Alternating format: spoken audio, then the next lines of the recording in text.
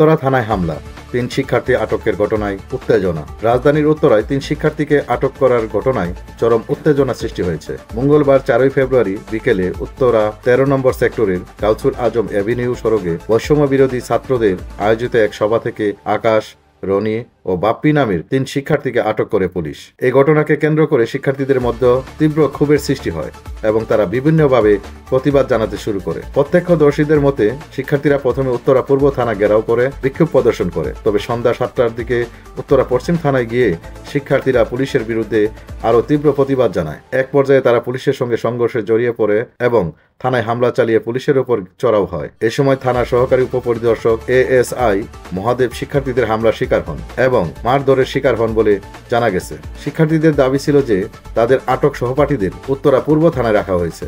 তবে পুলিশ সূত্র জানায় প্রকৃতপক্ষে 3 শিক্ষার্থীকে উত্তরা পশ্চিম থানা পুলিশ আটক করেছিল এবং পরবর্তীতে তাদের পূর্ব থানার হেফাজতে দেওয়া হয়। এই খবর জানতে পেরে শিক্ষার্থীরা উত্তেজিত হয়ে উত্তরা পশ্চিম থানায় গিয়ে ইট পাটকেল নিক্ষেপ করে এবং থানার গেটে হামলা চালায়। এই ঘটনার সত্যতা পুলিশের একাধিক সূত্র নিশ্চিত করেছে। উত্তরা বিভাগের উপ পুলিশ কমিশনার ডিসি রৌনক জাহান শিক্ষার্থীদের সঙ্গে আলোচনার সময় বিষয়টি স্বীকার করেন। ঘটনার পরে উত্তরা বিভাগের ডিসি রৌনক জাহান, অতিরিক্ত উপ police commissioner ADC Ahmed Ali এবং সহকারী কমিশনার সাদ্দাম হোসেন ঘটনাস্থলে উপস্থিত হন। পরিস্থিতি নিয়ন্ত্রণে আনতে পুলিশ শিক্ষার্থীদের সঙ্গে আলোচনায় বসে। উত্তরা পূর্ব থানার কম্পিউটার ল্যাব রুমে দীর্ঘ আলোচনার পর পরিস্থিতি কিছুটা শান্ত হয়। পুলিশের পক্ষ থেকে আশ্বাস দেওয়া হয় যে আটক শিক্ষার্থীদের বিষয়ে যথাযথ আইনি প্রক্রিয়া অনুসরণ করা হবে। পুলিশের এই আশ্বাসের পর শিক্ষার্থীরা আন্দোলন স্থগিত করে এবং পরিস্থিতি স্বাভাবিক হতে থাকে। ঘটনার পরিপ্রেক্ষিতে উত্তরা পশ্চিম থানার নিরাপত্তা জোরদার করা হয়েছে এবং পুলিশের পক্ষ থেকে অতিরিক্ত ফোর্স মোতায়েন করা হয়েছে। প্রশাসনের পক্ষ থেকে জানানো হয়েছে